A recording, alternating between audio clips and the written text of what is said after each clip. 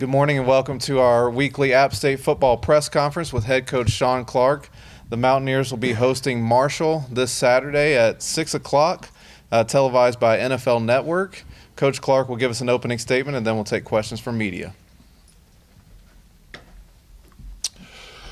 Yeah, it was good to get a win Saturday versus a Southern Miss team that is a lot better than their record shows. And we didn't play our best, and we have yet to put together 60 minutes of complementary football in all three phases: offense, defense, special teams. But we're excited to play at home this weekend again this weekend in front of our fans, in front of our students, against a very good Marshall football team. And it's going to be nationally televised on the NFL Network. Two great programs. Two passionate fan bases.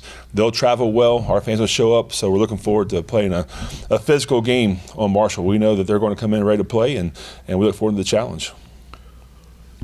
David Ware, 24/7 Sports. Sean, can you give us an update on injury status? A couple players that left the game during, and then anything you're looking at going into this week.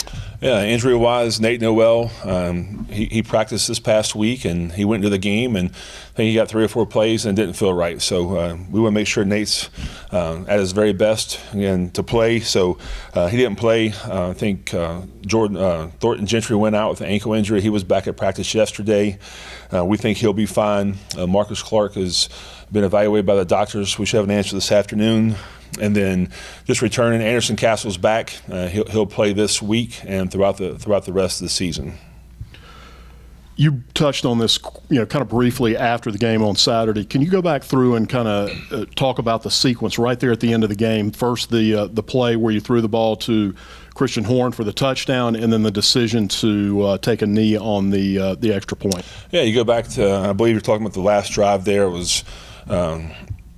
It was third down, and we threw the little play action pass to Eli Wilson, the sideline. If he doesn't fumble, it's a first down. Games they'll take a knee. But it didn't happen. I believe there was 13 seconds remaining on the clock. We're up 4, and if you kick a field goal, they still score a touchdown. They can still go for 2 to win the football game. So our thought process was to throw the ball in the end zone. You have a 50-50 chance of getting pass interference or a touchdown, and that's what we did. I mean, we sequenced. We have a play. If there's 9 seconds, there was too much time on the clock. So we thought our best chance to win the football game was make it a 2-possession game.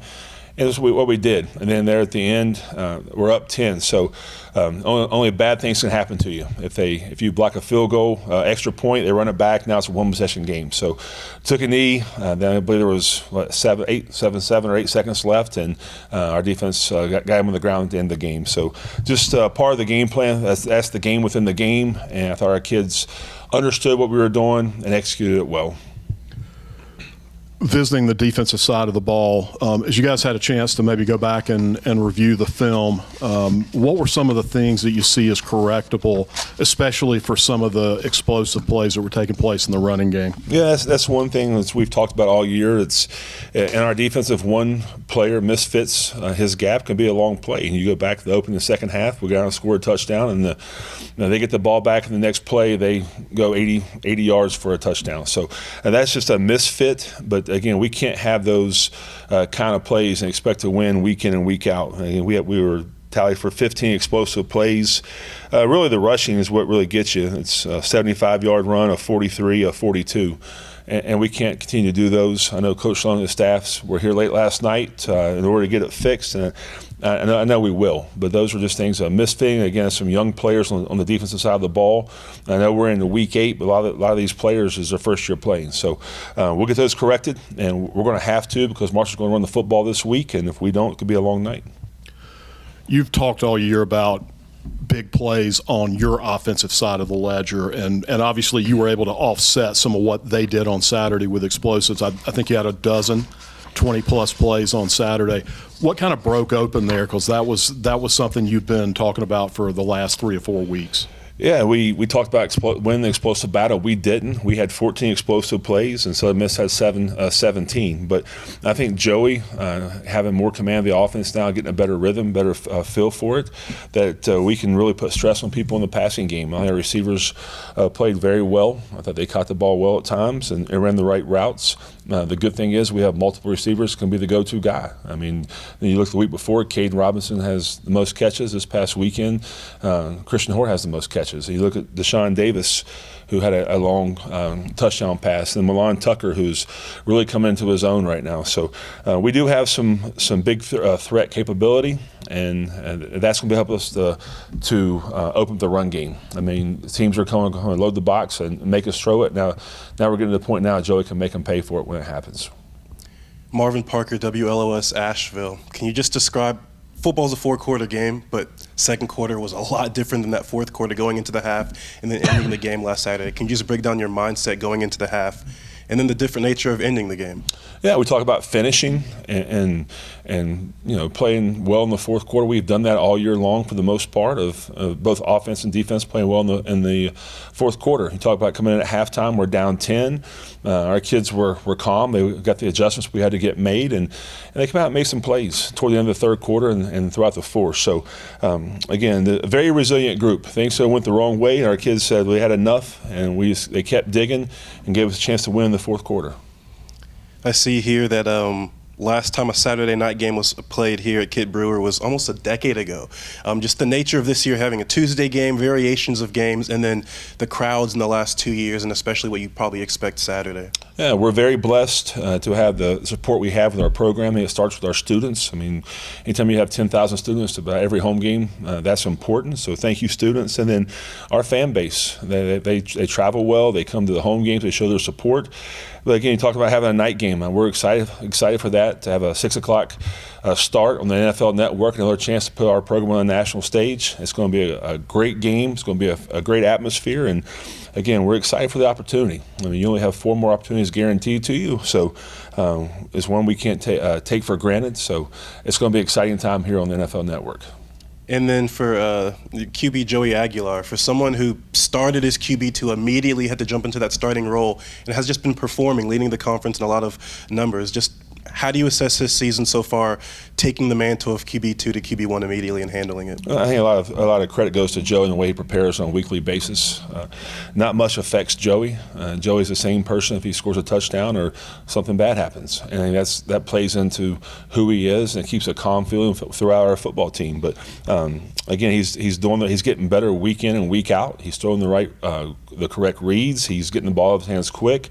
I think our offensive line and tight ends are blocking well for him. So there's a lot more room for improvement, but I know this one he looks forward to the challenge. I mean, if you see Joey at practice, nothing phases him. And he's just a gunslinger, likes to throw the football, and again, he's a lot of fun to coach. And again, he'll get better as the year goes on. 500 overall, 500 in conference. November is here, so the last crunch of the season. What's the motivation for the team? How are you guys grinding day in and day out? I see on the door it's 1-0, but these final games, what is the motivation? Well, it's a 1-0 mentality, and there's no quote in football, they remember November. So it's about how about you finish. We talk about all the time here in our program is, how are you going to finish? And this is a great opportunity. Again, we're not looking ahead. Again, our main focus, or our sole focus is on Marshall. We know what kind of program they have with Coach Huff, and Coach Huff's done a great job there. His team, the way he recruits, the way they play, they have an identity to them, who they're going to be. And again, but it's a 1-0 mentality, and it's only Marshall, and that's all we're thinking about. And then lastly for me, just how was homecoming week, and then being able to provide a thriller? I know you don't want it to be a thriller on homecoming, but how was homecoming week? No, it's great. Anytime you're an alum and you get people to come back to home, and I talked about this in our press conference after the game, that's what makes Appalachian State so special. And people come back to our home games. People come back for homecoming. This is where it all started for them. So it was great to give them a victory. We're proud to get a big win. I don't care, a win is a win, but they're all big. But again, I'm glad we get that for our fans.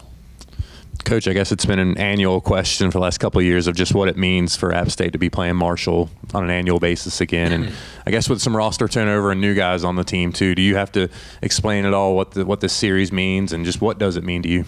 I think in 2020 we played there during COVID. We had to explain to our players about the rivalry. We tried to show them old clips from the 90s, playing in Huntington, playing here in Boone. And but there's no explaining anymore. They know what kind of program Marshall has. again, it's a great game for college football. It's one of the best games in all of college football. And again, I'm glad we're able to continue to play this on a year in and year out basis. So it's going to be a lot of fun on Saturday evening. Can you share a little bit about what impresses you about, I guess, Marshall's offense first off?